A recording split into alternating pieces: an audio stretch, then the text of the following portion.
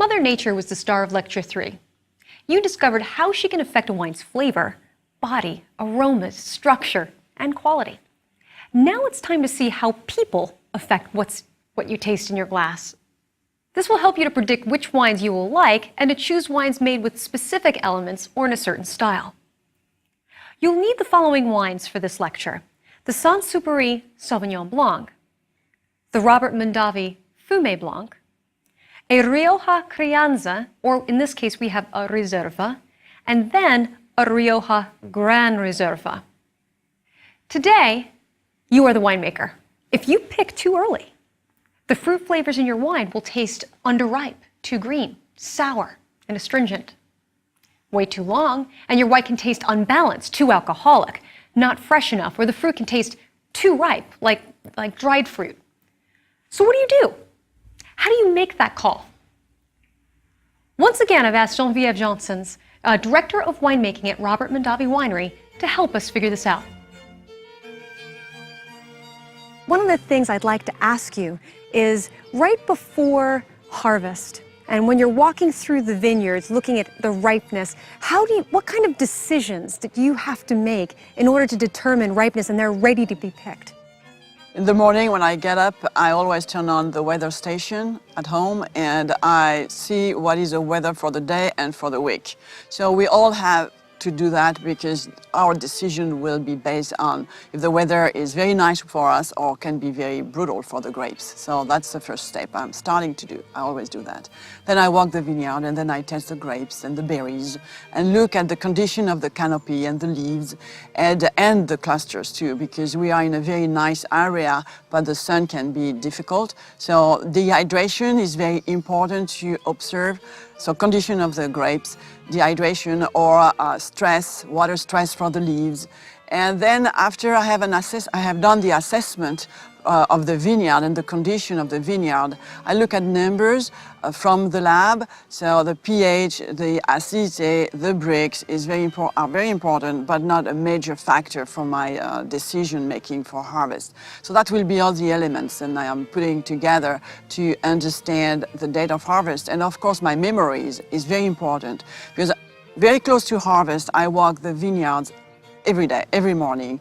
And then I just remember what I saw a day before and 2 days before. And if I see a dramatic change in the condition of the vineyard, it means that it's time to pick. And if the vineyard is still happy, and the vineyard talks to you very nicely, happy, not happy, and that's when I have to decide. So there's a great deal to think about and do before you're ready to harvest. I mentioned that winemakers also must make sure that the berries are just the right degree of ripeness.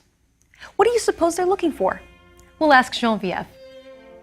Is there anything that you look at with the grapes that can tell you that it's ripe? Yes, absolutely. There is a lot of criteria. If it is very soft or hard. If it is hard, it means that it is not ready to be picked. And usually I go back in 4 days and I let the sun doing the work and the vines. But if it is getting soft and liquid, so I always squeeze the berry and I see the liquid going down. And if the liquid is going down and I have a lot of liquid, it means the fruit is extremely close to be harvested. When the color goes out on my finger, it means then the color is ripe and ready to get out. And that's another indicator of date of harvest is very close. So then I test it. And then I chew a lot on the skin. And if the skin is, let's take Cabernet Sauvignon as an example. If the tannin of the skin are very soft, gentle, very harmonious, it's time to pick. If the skin is a little bit harsh, still harsh, and the tannin are still a little bit green, I have to let it sit on the vines. So that's why it's very important to have the weather always in mind, because if the weather is going to be too hot, the skin is a little bit green, I have to take a risk. All the time it's an evaluation of risk. Winemakers take all the time risk. So I have to decide, should I leave the fruit on the vines? Should I pick the fruit tomorrow, depending on the weather? So it's a balance between all of those elements which will make my decision making for harvest. Geneviève mentioned to me that she might taste 50 berries in a day. If you're ever on a vineyard tour and they allow you to taste some of the grapes, here's how you do it. What you do is you take it in your mouth and you chew on it to get the pulp out of its skin and also the pips, which are the seeds. And what you're going to do is you're going to spit the seeds into your hand and take a look at the color of the pips, because that can actually give you an indication of their ripeness. Geneviève also briefly mentioned the term Brix. Brix refers to the level of sugar in the grapes, which is measured with a refractometer. Measuring the grapes for their level of sugar can help determine when the grapes are ready to be picked. Grapes are picked quickly, and as Geneviève mentioned, not all grape varieties are picked at the same time. But another decision you make as a winemaker, who do you choose to pick the grapes? A man or a machine? You may see the term hand-picked on the back label of a wine bottle or on a winery's materials. It takes a lot of labor, energy, and effort to individually pick those grapes. If you've ever gone to a winery's harvest party where they let you pick the grapes, it's fun for all of about 5 minutes. After that, you realize it's back-breaking work and want to go back to sipping your wine at the party. But why do we care? Why do we care as a consumer if it's hand-picked? We care because it can mean a higher cost per bottle, as it can be an expensive process. But it can also mean better fruit, higher quality, as the individual picker decides which clusters and in some cases which berries to pick. Mechanical harvesting is harder on the grapes, as the harvester is shaking the vines so that the ripe ones fall. You, the winemaker, however, can see this as an enormous benefit, as it's cheaper and much, much faster. To harvest a vineyard by hand requires between 1 and 10 days per hectare, or almost 2.5 acres. But machine harvesting cuts the time to 5 hours. Have you ever been to a winery? They come in all shapes and sizes. Haras de Perque in Chile looks like a horseshoe, literally a horseshoe. Marqués de Riscal in Spain looks like a modern art museum. Frog's Leap looks like a barn. And Pichon-Baron-Longueville in Bordeaux looks like a castle. However, they all share the same types of elements. The grapes usually arrive at the winery here. Many times they are placed on a sorting table, where a team sorts through the grapes to pick out not only the bad bunches of rotted grapes, but also leaves, bugs, and other kind of nasties that can make the wine taste off. They might sort it once or twice, but in some cases they do it 3 times. This is a lot of work and labor, so generally wines that have this are in the ultra-premium and luxury price category. After sorting the grapes can be placed in a crusher destemmer machine, which separates the grapes from the stems for white wines and for most red wines. Some red wines in Burgundy, for example, leave the stems in to kind of bulk up the tannins. However, most of the time they're left out because they add astringency to the wines. The grapes are then carried in whole bunches or crushed and brought to the pressing room. This is where the grapes are pressed. For white wines, the skins are separated, but for red wines, the skins and seeds are kept. The juice is then referred to as must. Now that you have the must in the tank, you have another decision to make. How are you going to start fermentation? Yeast is present in the air and on the skins of the grapes, and fermentation can spontaneously happen. Are you going to allow this to happen, or are you going to inoculate with your own cultured yeast? Sometimes on bottles you will see a reference to indigenous or wild yeast. This can either mean you left the must to ferment on its own, or you used a lab to separate out unique yeast strains that is really special to you, or special to the area. Or you can buy yeast, just like if you're baking bread, you can go up to the supermarket. But for here, you create a culture and add it to the must to start fermentation. Each type of yeast will change the nature of the wine. Yeast are just like people. We look different, we smell different, we have different energy levels, and we work at different speeds. And each one of us has a unique set of skills. When you use only one yeast strain, the fermentation is predictable, which as a winemaker you like, and gives the flavors that you are looking for. When you allow indigenous or wild yeast to ferment, you're in a sense allowing the entire crowd of people to work simultaneously. The fermentation can be a bit more unpredictable, however, And this can result in wine having many layers of flavors, which we call complexity in wine, and can create a rounded, more textural round mouthfeel. Now, where does the must go after that? Let's go back to Robert Mondavi Winery to find out. They say that wine is a living, breathing thing. And when you have it in your glass, it's one way. And then as it ages, it turns into something entirely different. But where does it all begin? It begins right here in the fermentation tanks. This is the birthplace of wine. Now, after the grapes are harvested and pressed, what happens is the juice is brought here to the fermentation tanks. And for white wine, it's just the white juice. But for red wine, it's the white juice plus the skins from the red grapes. And what happens is you have the color leaching into the wine to make it red. They have the juice plus the skins, but you gotta keep those skins, which actually float up to the top of this tank. You've gotta keep it moist. Why? Because there's all kinds of microbes that can cause all kind of faulty things in the wine, and you don't wanna taste that in your wine. So what they do is they pump some of the juice from the bottom and put it over the top. And what that does, it has the juice come through the skin cap, and then it will leach the color more and more color, more flavor. However, for certain grape varieties, such as Pinot Noir or even sometimes Merlot, what they'll do is instead of pumping the juice over, they'll actually have someone standing up at the top of the tank, and they will punch down the cap.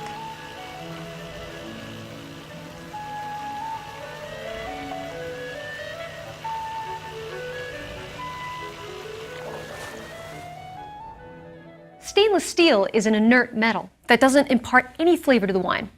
So let's taste the Saint-Supéry Sauvignon Blanc, which is fermented in stainless steel. Now we'll do our swirl as we learned. The chest, the chin. Stick your nose in the glass. Wow, there's a lot of pure Sauvignon Blanc flavors in there. There's some grassy tones, there's some citrusy flavors, and that all comes from the Sauvignon Blanc. And you get some lemons, some fresh figs in there, not the fig Newton kind, but some fresh figs in there. But remember that aroma that you get in there. However, stainless steel is not the only type of vessel that wine can be fermented in. Here we are in the oak fermenter room at Robert Mondavi Winery. You see here, unlike in the stainless steel tank room, we have large wooden oak fermenters. So in here, they ferment their red wine. These are the fermentation vessels that the grape juice is going to be coming into. Now, these are for red wine, and they're going to include some of the skins so that you can have the color leach out. But the reason why they would use these fermentation vessels as opposed to the stainless steel tanks is because the oak has some oxygen coming through the oak staves. So that actually adds more of a mouth feel during fermentation and kind of helps it along in the process. As you can see, it is oak, but it's not new oak. The reason is they don't want to add any new oak character, that spicy vanilla character that you get into wine. We're going to talk about that in barrel maturation. This oak is old oak. It's about 10 years old. But these barrels will last about 50 years, as opposed to what you see in barrel maturation that will last maybe up to 4 or 5 years. But you see a lot of this in Europe, and we're going to be talking about when we see oak fermentation vessels in later lectures. Now we'll test the impact of oak barrels. It can be like the ones we just saw, but even more so when it's matured in oak. First, remember that flavor or aroma you got with the Saint-Supéry Sauvignon Blanc? Now what I want you to do is pick up the Robert Mondavi Winery Fumé Blanc. First of all, can you tell a color difference between these two wines? You probably can see a bit of a difference because those that are fermented in oak and barrel mature, like the Robert Mondavi Fumé Blanc, there's a little bit more color. Now let's smell the Fumé Blanc. You get some of those Sauvignon Blanc aromas, the fresh fruit and the grassy tones. But what else are you getting? Because it's fermented and matured in oak, you're also getting some vanilla and creamy-like aromas. Now let's taste it.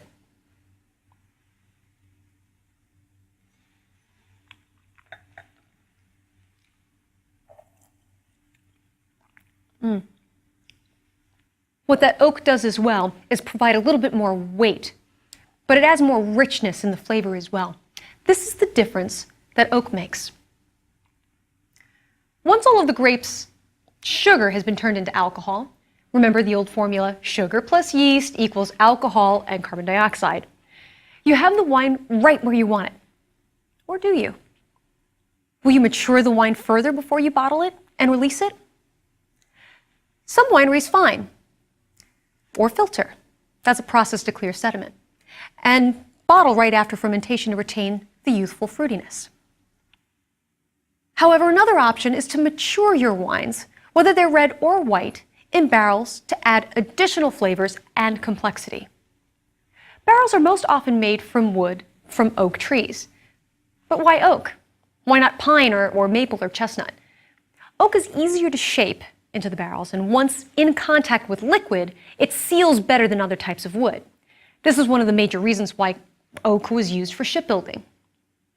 Oak adds the most complementary flavors to wine, such as vanillin, and just as it sounds, it adds a vanilla-like character, and lactones, which in higher concentrations can give a coconut-like flavor. Pine, maple, chestnut wood can add too much of a resin flavor, and you don't your wine smelling like pine sol. Just like the different grape varieties have different flavors, different types of oak add different types of flavors. French oak is known for a tighter grain within its wood, with higher tannins and lower aromatics than, let's say, American oak, which is known for more intense aromas of coconut and dill. However, on the palate, American oak is a bit more coarse, meaning it's larger in its tactile sensation of the tannins, and it's a bit less finesse than of French oak. Many wines in the US, Spain, and Australia use American oak, particularly for the heartier reds that can stand up to the intensity of American oak. Even oak from specific forests within one country can add different flavor characteristics to wine.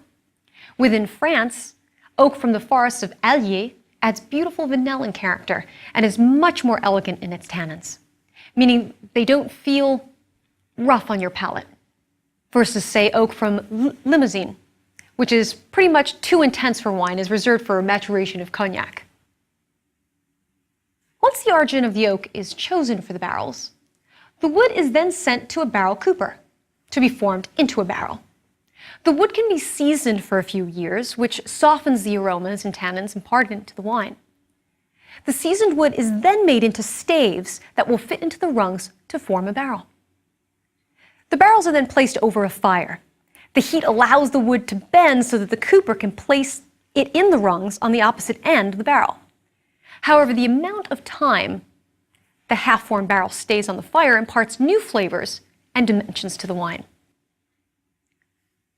As the barrel toasts, the wood sugars on the top layer of the wood become caramelized, which can add a sweet vanilla flavor, but can also add toasted aromas to the wine.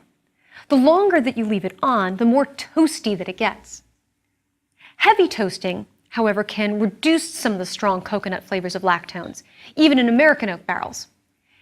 It's all up to you as the winemaker to determine what kind of flavor you want to come through and complement the wines. Let's go to the barrel room to take a closer look. These are oak barrels that the wine is matured in, and this is red wine that's inside of here. We have Terrain-Sud. This is a cooper from France, so this is French oak. And what that adds to the wine is a vanilla and a spice character, but there's also a code on here. You see HT. That means it's got a high level of toast. So when this barrel was being made, there's an enormous amount of toasting that was done. So this is the highest level and adds the most amount of toastiness to the wine.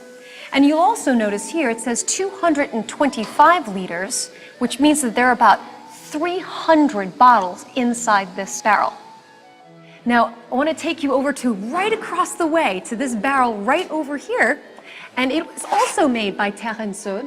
However, you'll see the code for MT, or medium toast. In this, it's going to be a little bit less in its toastiness, but it's a little bit softer. And we see a little code right over here, and it says CF. That probably means this is Cabernet Franc from the 2009 vintage. The size of the barrel can make difference in flavor too. The smaller the barrel, the more wood surface area to wine ratio. This means that more of the wine is touching the surface of the wood, which provides much more flavor. The barrels we saw at Robert Mondavi are called barriques. They hold about 225 liters. They're generally the smallest size barrels used in winemaking, and they impart the most amount of flavor. In Bordeaux, they go from a 225-liter barriques to tonneaux, or 900-liter barrels, which is the equivalent of 100 cases of wine, just in one barrel. Now, barrels impart the most flavor.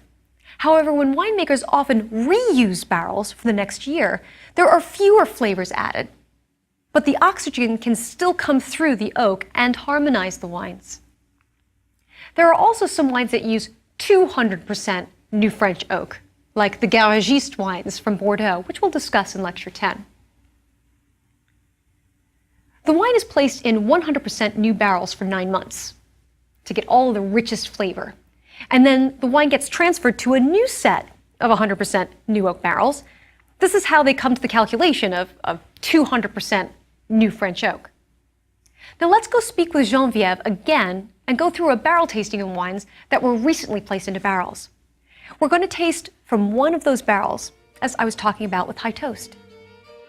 We are here in the barrel room of Robert Mondavi Winery, and we're going to conduct something for you, a barrel tasting. So here is the wine, and we are going to taste it together. So give me your glass. Perfect. So we are sharing. Why don't you take us through a barrel tasting, and what are you looking for when you taste each of these barrels? Every barrel will have an individual temperament and taste and flavor. So we have different coopers, and it's very important to taste them all, and we do that. And we just talk about what the component of the barrels will bring to the wine, to the vintage. We are using 100% new French oak. And this is always to follow Mr. Mondavi's vision. He wanted to be extremely elegant, finesse, and we like that sweetness of the oak in the French oak. Geneviève will taste the wine in every barrel in that room until it has matured into harmony. Not too much oxidation. The oak flavor is perfectly integrated into the wine. As wine ages, because of oxidation, the color of white wine increases towards a golden hue, and red wines go from a purple to a ruby red to a tawny brown. Take, for example, these two wines from Spain. Here we have a Reserva, or you may have a Crianza, and the Crianza is, by law, required to be aged in oak for about 6 months, whereas the Reserva that we have here is a year.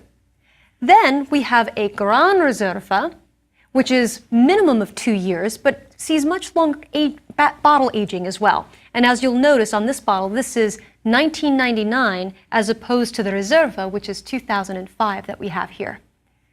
Now let's go to our white napkin and see if there's any color differences here. And you're probably going to see a huge amount of color difference. The one that's from the older wine and the one that's been aged in oak longer is going to have a much more brown or tawny hue to it. Whereas the one that's aged less is going to have more of a purple ruby tone. Now what I want you to do is smell both of them.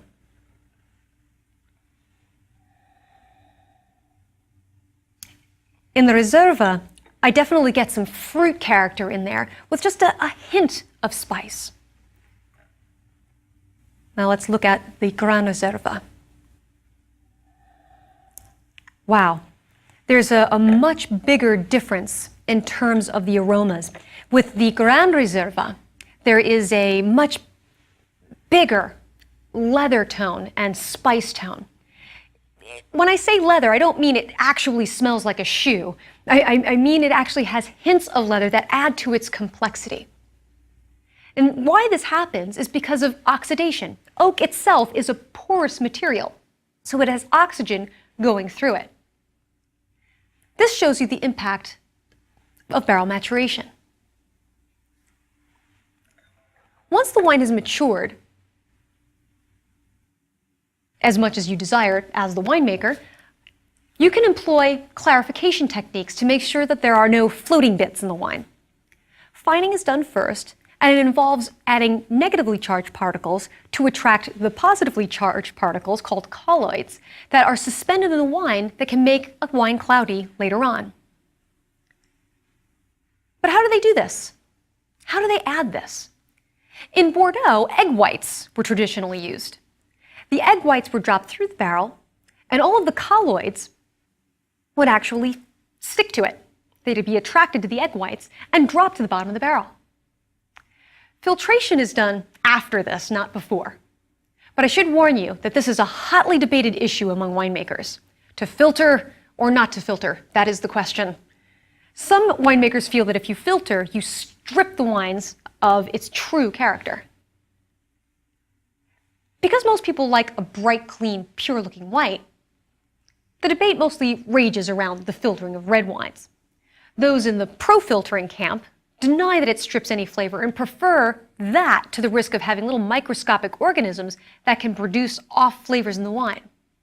However, some wines absolutely need filtering, particularly unfortified wines with any residual sugar left over after the fermentation process. In other words, if the wine doesn't go through sterile filtration, yeast can start eating the sugar and cause a re-fermentation inside the bottle. I mean, who wants a glass of effervescent German Riesling or effervescent California Cab? Now that your wine has been clarified, you can bottle it, label it, and cork it.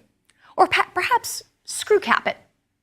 My husband and I have debated screw caps for years, as he's still under the impression that screw cap wines are inferior. However, for some wines, particularly white wines, screw caps can prevent oxidation and allow the wines to retain their youthful fruitiness for longer. Cork, like oak, is a porous material, so it allows little micro-oxidation to happen.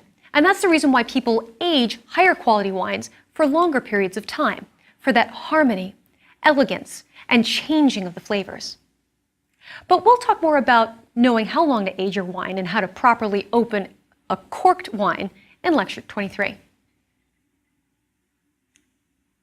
We have journeyed through both Mother Nature's and man's impact on wine, and how that's affected the wine in your glass. Up next, we dive into the nature and characteristics of specific varieties, the noble grape varieties. You're going to need a dry Riesling, preferably from Australia. You're going to need a sweet Riesling, preferably from Germany. Could be a Kabinett or Spätlese. And then you're going to need a New Zealand Sauvignon Blanc, as well as a Sauvignon Blanc from the Loire Valley. Here we have a Sancerre, but you may find a Puy-Fumé. Also, again, we're going to come back to Chablis from France, as well as an oaked Chardonnay. These are the grape varieties that you see the most often, but more importantly, they are the noble grape varieties because they are grown all over the globe while retaining their character and produce some of the highest quality, longest lived wines in the world. Until then, cheers.